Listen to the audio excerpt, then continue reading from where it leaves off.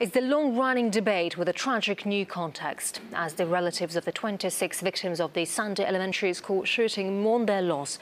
The argument over gun control laws in the US is back in the spotlight. RT's Anastasia Churkina went to Newtown, Connecticut, to find out what people there think.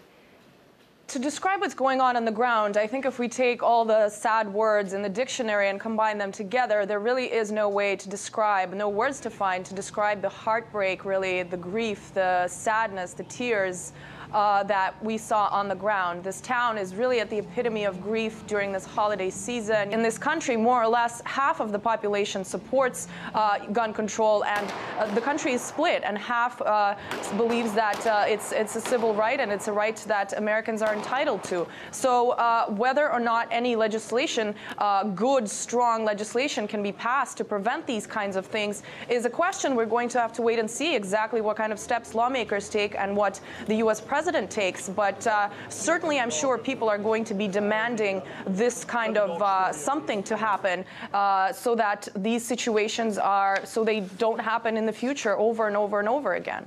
Parents holding their kids a little tighter and a little longer these days. Oh gosh, I'm so glad that I have so many opportunities to tell them I love you. I'm so glad you're mine. I'm so glad that you're in our family.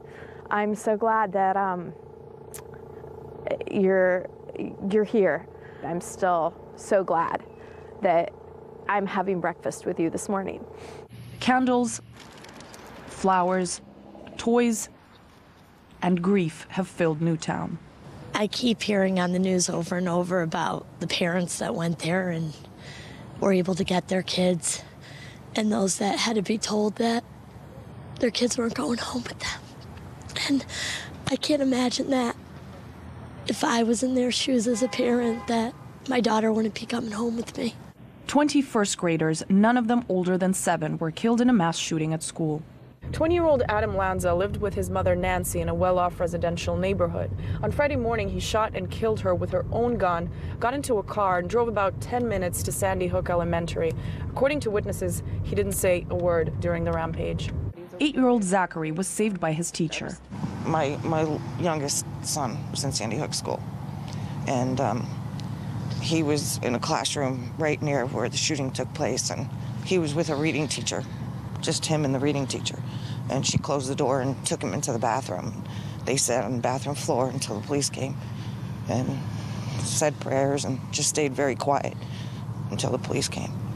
6 school employees were also killed in the shooting, including the favorite one of Aiden and Devin. If we messed up, she would tell us to do it again, but she would encourage us to do better. The 6- and 9-year-olds held a garage sale with their family after surviving the shooting, with proceeds going to their school. They did tell them to close their eyes. My daughter, of course, she never listens, so she didn't, and she's been talking about that a lot. She said, "Mommy, I can't get that body out of my head. I keep seeing it." People's emotions are stretched to the limit. Make an end here, make it worth something. Make it mean something.